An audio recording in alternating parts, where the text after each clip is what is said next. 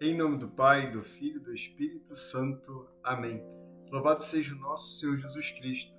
Nós nos colocamos hoje na presença do Senhor, você que nos acompanha aqui no canal da Comunidade Católica Maradeno, para refletirmos sobre as leituras, especialmente o Evangelho desse quarto domingo do tempo comum. Nós estamos aqui mergulhando no mistério do amor divino e, sobretudo, no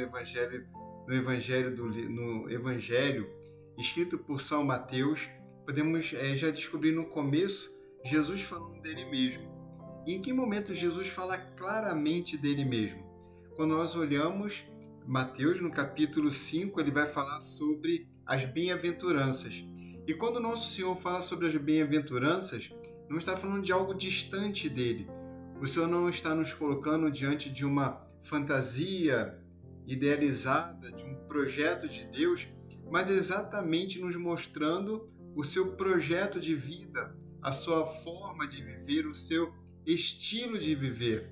O Senhor nos mostra, portanto, o caminho que nos leva a nos assemelharmos a Ele. E este caminho das bem-aventuranças, como Ele vive e Ele mesmo demonstra, está presente, antes de tudo, já com uma profecia, uma proposta no Antigo Testamento. Sim, no Antigo Testamento, retirado do livro do profeta Sofonias. Um livro pequeno do profeta, com poucas palavras, mas que a igreja nos dá a graça de ter extraído um pequeno trecho que vai ser extremamente revelador. Na primeira leitura nós vamos ouvir então, no capítulo 2 e 3 do livro do profeta Sofonias, o Senhor falando que busca humildes da terra, aqueles que humildes praticam seus preceitos, que praticam a justiça, que procuram a humildade. E assim, exatamente em buscar os preceitos, praticar a justiça e procurar a humildade, se encontram com Deus. Sim, o Senhor se alegra com os humildes e os pobres, porque os pobres e os humildes precisam de Deus. Diferente das pessoas com muitos recursos, sejam eles externos, materiais, econômicos, financeiros, sejam recursos pessoais, mesmo dons e aptidões, habilidades, as pessoas tendem a facilmente a confiar em si mesmas. E a questão não é uma problemática de ter ou não ter dinheiro, a questão é de acreditar que por si mesmas são capazes de vencer. Já o pobre não. A sua pobreza deixa evidente a sua necessidade de Deus. E aqui está esta delicadeza.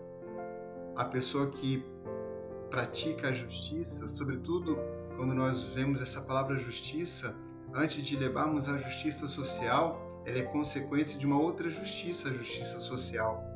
É de colocarmos Deus acima de todas as coisas. E aqui, exatamente colocando Deus acima de todas as coisas, é que o nosso coração consegue ordenar todas as demais coisas da nossa vida.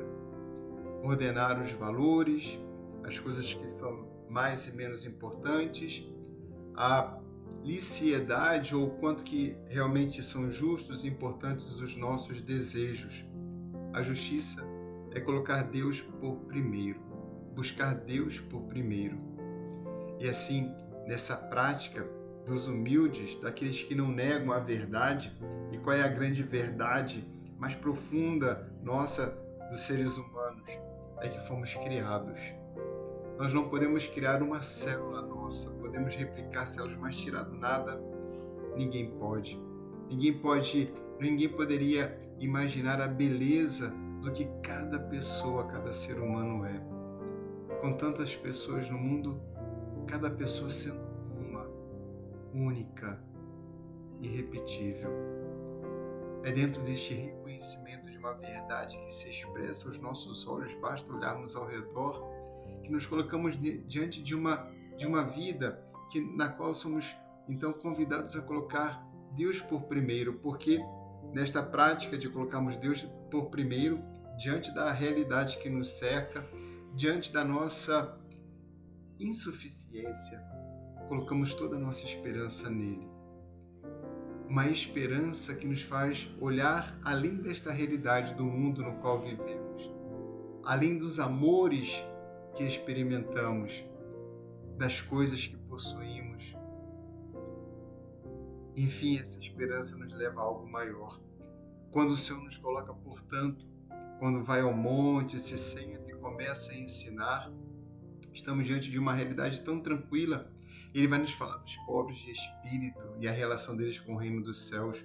Vai nos falar dos aflitos, dos que choram porque serão consolados, dos mansos que possuirão a terra, daqueles que têm fome e sede de justiça. Lembra que eu falava de uma justiça concreta, real, social? Mas antes de tudo, tem fome de Deus e a justiça de que todos possam amar a Deus. E quando as pessoas amam a Deus, elas se amam e são capazes de amar o próximo, e a justiça então é estabelecida. Bem-aventurados os misericordiosos, porque vivendo a misericórdia experimentarão a misericórdia divina, os puros de coração, porque eles não enxergam a malícia, enxergam o próprio Deus, verão a Deus. Bem-aventurados que promovem a paz, os pacificadores, porque serão chamados filhos de Deus. Bem-aventurados os perseguidos por causa da justiça. E o Senhor vai dizer que o reino de Deus será deles. Então nós começamos a perceber, unindo a primeira bem-aventurança com a última, os pobres em espíritos que são perseguidos por causa da justiça. Lembram? Perseguidos por causa da sua prática, do seu amor a Deus, e serão perseguidos, injuriados, e as pessoas mentirão. Mas especificamente aqui, não como no Antigo Testamento, por um Deus que ama e escolhe o seu povo, mas esse Deus que amou e escolheu o seu povo enviou o Messias, o Senhor, o Salvador. Um Deus que se revela, se coloca como ser humano, como homem, na carne, sem pecado, nos mostrando a pureza, a essência da natureza humana, que todos nós podemos alcançar por sua graça e o seu amor. Então, queridos irmãos e irmãs, eu falava da esperança, Sofonias fala da esperança, de colocarmos a nossa esperança em Deus, e no nome do Senhor, o humilde da terra porá a sua esperança, e é isso que nós verdadeiramente encontramos aqui no final das bem-aventuranças. Alegrai-vos e exultai, porque será grande a vossa recompensa. A esperança em algo que há de vir, e a recompensa é aquilo que receberemos. Receberemos exatamente isso, já nos consola, porque já temos o Senhor no coração e o teremos em plenitude, assim, no movimento do tempo, até alcançarmos a eternidade. Por isso, São Paulo, quando escreve aos Coríntios, vai falar a respeito de algo muito sério. Ele vai dizer que quando o Senhor nos chamou para estar em nosso coração e nos convidar a viver em comunidade, não escolheu muitos sábios da sabedoria humana, nem poderosos, pessoas com poder, imaginem, econômicos e nobres, com títulos, status, mas o Senhor escolheu aqueles, vai dizer São Paulo, que considera como estúpidos para confundir os sábios, fraco para confundir aqueles que são fortes. Escolhe aqueles que no mundo são considerados sem importância e desprezados, sem serventia. E aqui nós começamos a entender o quanto que aqueles que não são sábios como no mundo, e porque são poucos, não são poderosos como os poderosos, porque são tão poucos os poderosos, e não são nobres, porque são poucos os nobres no mundo, o Senhor escolhe aquele que é fraco. E há quantos fracos no mundo? O Senhor escolhe aquele que é não olhado, aquele que é fraco para ser sua força, aquele que é sem importância e desprezado para amar.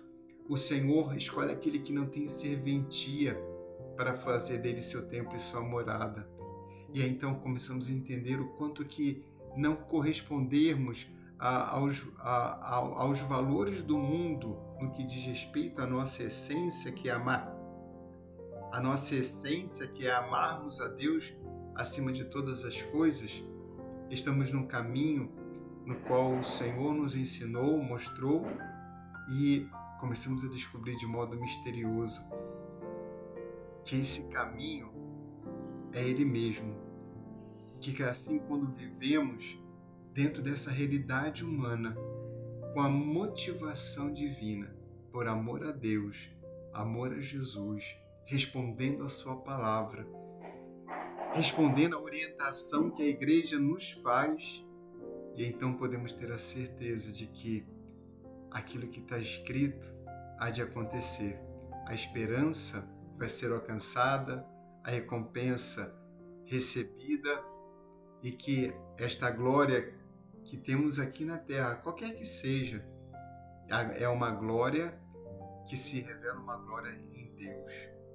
Se sofremos por amor, sofremos por amor a Deus.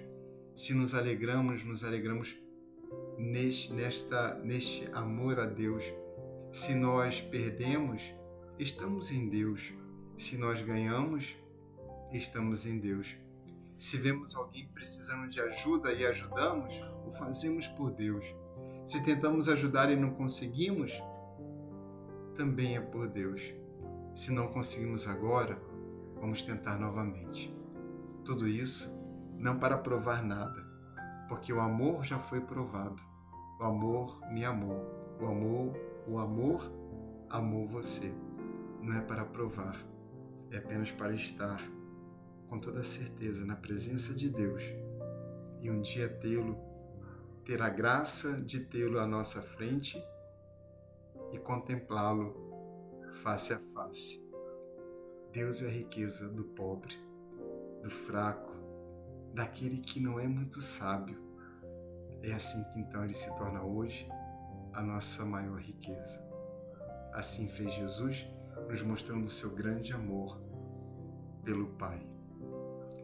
Que tenhamos então essa sabedoria divina, permitir que, olhando para Jesus, possamos percorrer o caminho que ele percorreu e, de repente, neste caminho que é a própria verdade da vida verdadeira de criaturas, filhos e filhas amados por Deus, descobrimos que o caminho é ele e que ele não apenas caminha conosco, ele caminha dentro de nós, que ele é a própria vida e nos conduz para a casa do Pai.